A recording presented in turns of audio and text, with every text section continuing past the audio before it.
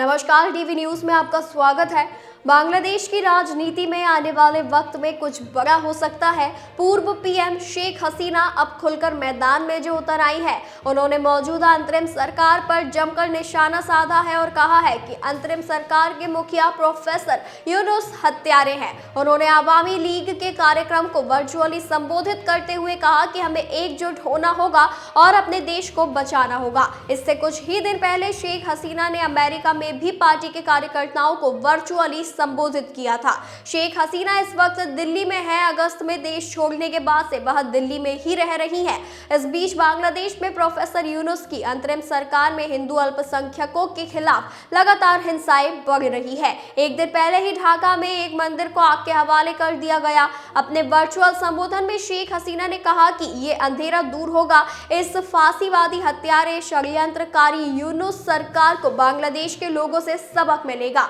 वे हमारे देश को नष्ट कर रहे हैं। उन्होंने वहां आतंक मचा रखा है। कृपया सभी एकजुट हो और इस फांसीवादी सरकार को हटाएं ताकि बांग्लादेश का भविष्य अच्छा हो सके।